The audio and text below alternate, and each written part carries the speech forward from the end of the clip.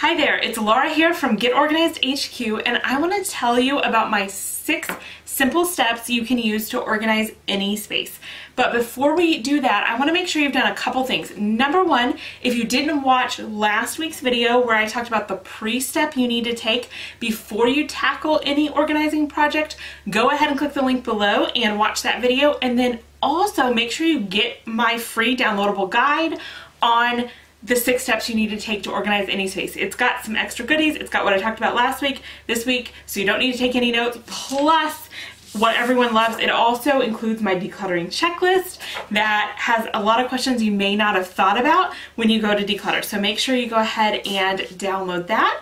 And let's get started on the 6 steps.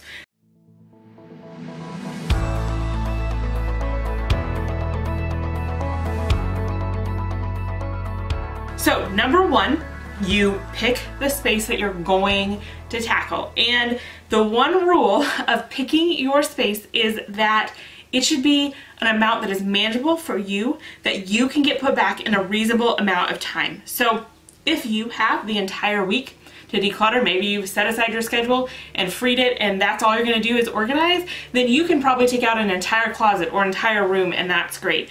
But if you only have 15 minutes or 30 minutes, then maybe you can only do a dresser, or maybe it's only a drawer of a dresser. No amount is too small, but the key is you want to pick a space that you can tackle in the amount of time that you have, because what you don't want to do is get everything out, get in the middle of the project and not be able to finish it and drag on for weeks and weeks and then you forget where you're at.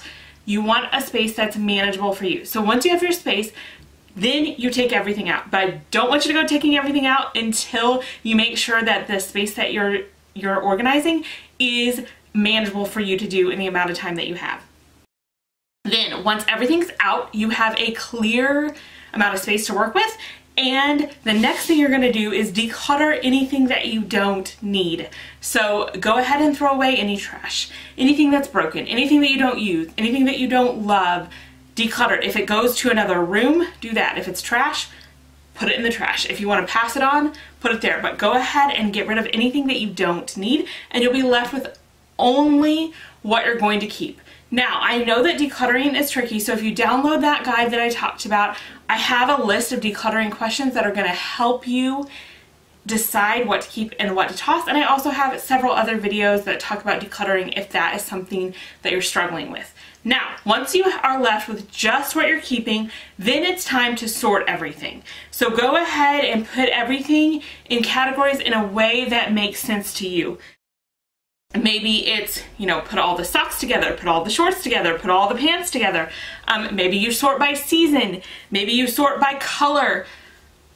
It needs to make sense to you. It's not important that you follow a rule that someone else has made up. If you see something you like, great.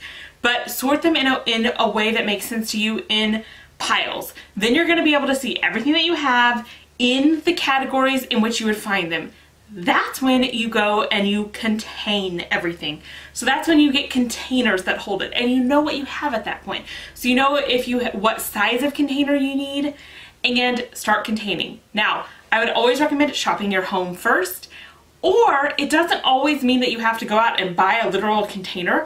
Possibly you can contain it by just saying this section of the drawer is pants and this section is shirts. So it doesn't necessarily have to have a specific container, although if it does, that's great. But that's the time that you contain everything and then you label. So I like to label everything just so we know where it goes. And here's one thing about labeling that I have noticed. When I label something, I am probably 8 times more likely to put it back where it goes. It's just something like subtly telling my brain it feels wrong when I have a label somewhere to not put it back where it goes. So it just increases the chances that you'll put it back where it goes. And I have an entire video on labeling that you can check out if you want to. It does not need to be fancy. My easiest way to label is I just get a roll of freezer tape. It's kind of like masking tape, really cheap, and a Sharpie, write it on there. That's good enough. If you want to use a label maker or something fancier, go for it. So that is your last step. And then after that, it's maintain. And this is something that I think a lot of people overlook that is super important. So It's one thing to get your space organized, but you want to make sure that you keep up with it on a regular basis. So make sure when you're looking at that space that it looks like something that you can keep up with, that it's not complicated or confusing to replace items, to put them back where they go, that they're easy to get to and easy to put back, and then create a regular habit of putting things back. And if you go through your home space by space, organizing things in this way, I think it's going to be easier to put them back because you're happy with how it looks and you don't want to mess that up. And my recommendation is to start with one shelf, like the one you see behind me, so that you have that starting place, and no matter what, this shelf is organized for me. Now, I'm not perfect. I have plenty of times where my house gets to be a wreck or something gets messy, but I always know no matter what, this is organized, and I'm going to put stuff back, and I'm going to have that space that I can come back to and reset and know that it looks the way that I want it to. So I would recommend that. You can get my shelving handbook if you want more help, and we'll leave a link down to that down below if you want more help on how to create beautiful shelves. So those are the 6 steps. Make sure you download that free guide so that you can go through those steps on your own, and let me know in the comments down below what spaces you organize.